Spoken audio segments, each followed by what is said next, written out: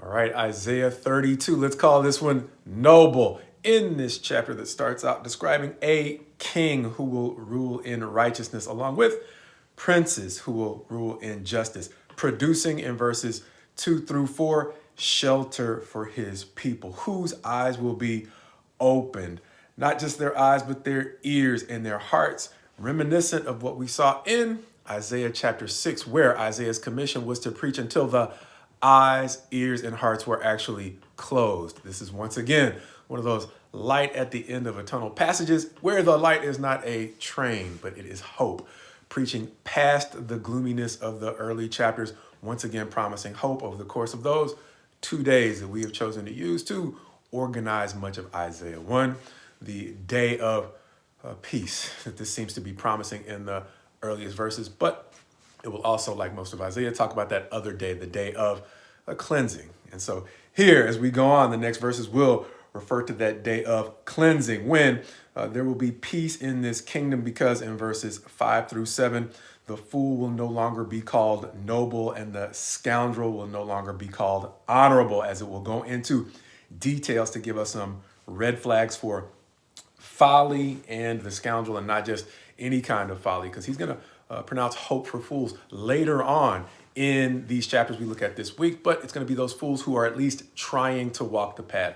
These seem to be the kinds of fools that are more likened to scoundrels, those who are more like the wicked that we saw back in the Proverbs. How do we know? Well, don't necessarily know from verse 8, but verse 8 is going to give us a contrast. It's going to say, quite simply, but he who is noble, thus our title, plans and stands on noble things.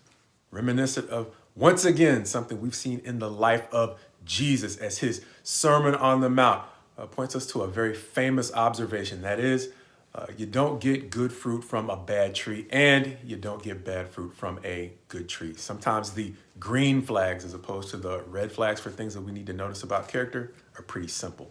And once again, chapter 32, verse 8 is reminding us that sometimes the test for nobility is simple. What are they doing?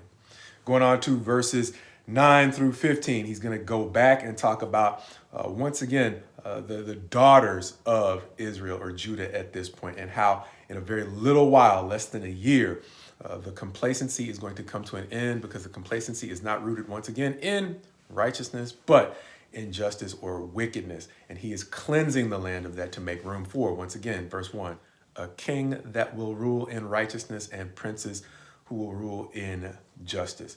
As he's going to spend the last portion of the chapter bringing it full circle, going roughly from verses 16 through 18, talking about the way in which, once again, justice and righteousness produce a certain kind of environment, where he's first of all going to talk about the way in which they will spread throughout the land far and wide, producing peace and quiet and trust forever. As verses 19 through 20 are going to seem to take a turn, but I think what they mean is blessed is the one, when it says whose livestock can range free, who's basically living in an environment where from time to time we say you no longer have to lock doors and watch your back, but you can trust not only your personal safety, but your things with the people around you. Reminding me once again of the simplicity in that good fruit, good tree illustration or measurement that God gave us through Jesus for character assessments. Understanding that this chapter is beginning and ending with talking about the kinds of things that justice and righteousness produce. They produce the kinds of things that I think we all want in an environment. However, we live in a time where we're encouraged to simply do whatever we want to do, often without regard for the ways in which we are often destabilizing the peace of our own environment. This chapter is reminding us that there are some simple equations in life, and justice and righteousness are two of the things that are essential to creating trust, among other things, the kinds of things that we all seek, but for whatever reason, we're experimenting with seeking them in our own way.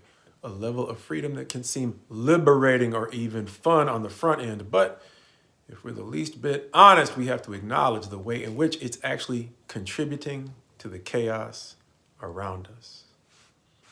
Now, if you somehow found a utopia within the chaos that seems to be increasing around the rest of us, then, as we sometimes say, hats off to you. However, if you are living in the environment that I think the rest of us are seeing, I think this chapter is calling us back to an understanding of the simple math that we will not be a part of restoring trust around us until we are genuinely committed to honorable things.